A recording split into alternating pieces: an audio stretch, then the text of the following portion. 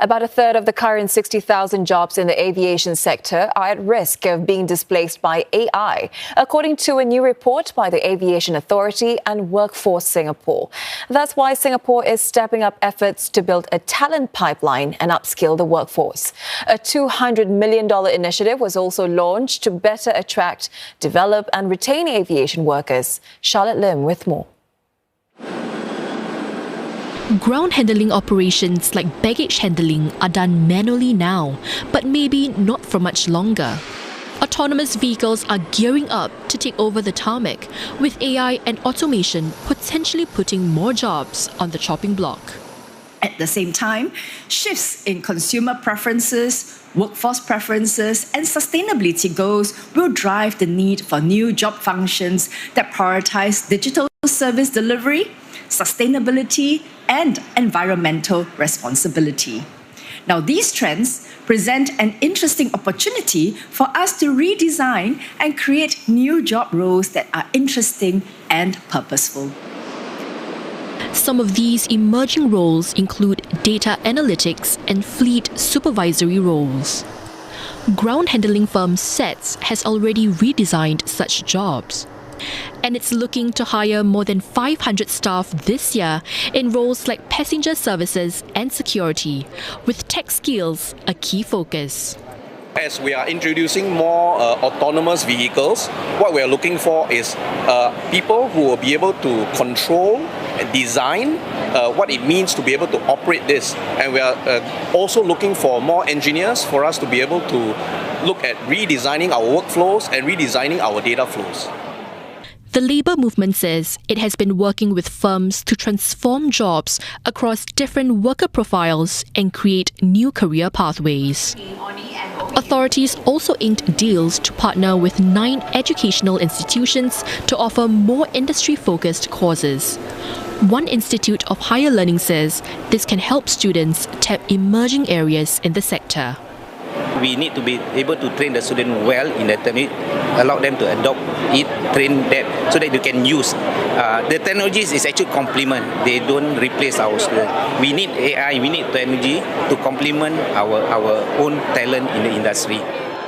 And with Changi Airport's Terminal 5 expected to open in the mid-2030s, these efforts aim to help Singapore's aviation sector take flight in the next chapter of air travel.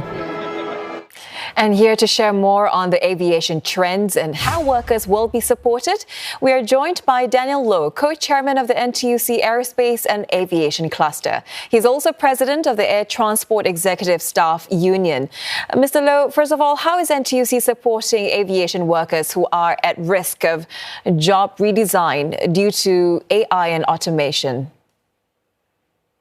Yeah, we are always doing a periodic review of all our current jobs and constantly looking into ways to see how we can improve the process and implement job redesign or job transformation if possible. A larger part of the transformation efforts will come from the ground handling, which is much more manual and labor intensive as of today. And these reviews will help to ensure that our workforce continue to remain future ready. Opportunity-wise, we are also looking at ways to transform some of our more labor-intensive jobs and see if we can leverage on new technology, AI, robotics, data analysis to make the job less manual. At the same time, workers can leverage on this opportunity to upskill, upgrade themselves with increased productivity, hopefully with increased wages, and some can even move on to supervisory roles in the near future with these job transformation or job redesign initiatives. So of the 30% of jobs expected to be transformed, which worker segments does NTUC identify as most vulnerable and why? I think we are looking at all categories of workers, but of course, the constant talk will be most on the senior workers because some of our workers in the airport community of the working workforce, the aging workforce in Singapore, but we are also mindful that the experience and the knowledge of our senior workers are valuable assets because they can continue to guide and mentor our younger workers. So you mentioned senior workers, but which groups are the least vulnerable to these changes?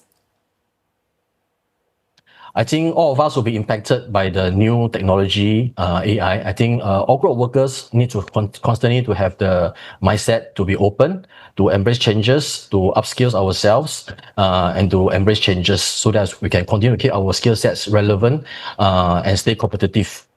So what kind of strategies does NTUC recommend to effectively reskill the mid-career workers to take on these new emerging or redesign roles?